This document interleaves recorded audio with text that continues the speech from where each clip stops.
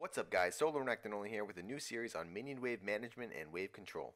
This first video will cover the two rules that govern all minion movement and will be the foundation on which all subsequent videos are built upon. In order to dive deep into this topic, a baseline level of knowledge must be known, so we will quickly go over the basics and terminology to catch those who need it up to speed. Minion waves spawn every 30 seconds, with every third minion wave that spawns having a cannon minion added to it. Minion waves mirror each other, so if your incoming minion wave is at your second tower, your opponent's incoming minion wave is at his second tower. Now there are a few other terms that you probably are going to need to know, and they're going to be referred to a lot throughout the video. Those are going to be the even minion wave, and now even refers just to the number of creeps on each side being the same in terms of both health and number of minions. And there's also reinforcement wave, which is basically the next incoming creep wave, the creep wave that will reinforce your current embattled minion wave. So like you have creeps that are fighting, it's going to be the next wave coming. There are only two types of creep waves. There are waves that are even and there are waves that are uneven in favor of one side or the other. Each type, even and uneven minion waves, have their own specific rule that they follow. The first is the even minion rule, which is the easier of the two to explain and understand. The even minion rule states that whenever there is an even minion wave, whatever side of the map it's on will push to the opposing side. Picture the first wave of the game in top lane. Right when the minions start fighting each other, draw a line right between each team's melee minions. That is the middle or halfway point of the lane. So any even wave on the red side of the lane will push towards the blue, while any even wave on the blue side of the lane will push towards the red. Now you might be wondering how one wave can push against another when there are even waves containing the same number of minions. This is where reinforcements come into play. Now we learned earlier that minion waves mirror each other, so both reinforcement waves will be at the same place on the map at the same time, just on opposite sides.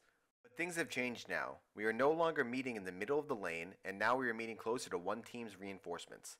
The even wave being on one side allows that side's reinforcements to get there, helping the first wave kill off the enemy creeps first. Some of that initial force will survive and will continue fighting with the next wave. This will lead to an uneven minion wave that will begin pushing and won't be stopped until met by a champion or a tower. Now that we understand the basics of the even minion rule and the reason behind it being reinforcements, we can draw even more conclusions.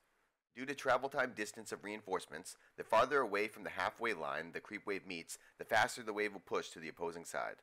This is pretty straightforward. The farther away from the halfway line, the shorter distance reinforcements have to travel for one team, while the other team's travel distance drastically increases. Inversely, the closer to the halfway point the minion wave meets, the slower the push will be for either side because the reinforcement travel time difference is so small. You should now be able to identify which way an even minion wave will push. This is a glimpse into a few minutes into the future and will allow you to play off of what the minion wave is giving you. This even minion rule opens up a ton of opportunities to abuse and gain advantages, which range from setting up freezes, to denying ganks, to zoning and denying the enemy precious minions, and even setting up a plan multiple minutes in the future. In future videos we will dive even more into the even minion rule and discuss ways to abuse and take advantage of this knowledge. The second rule is far less important in terms of in-game use. The main ways we will be abusing wave control relies mostly on the even minion rule, which is great because it is far easier to use and abuse. The uneven minion rule deals with the equilibrium points where faster reinforcement time for one side beats out a bigger minion wave from the opposing side. When a wave is pushing, it is doing so because there are more minions dealing more damage and having more health, so they kill the opposing wave faster.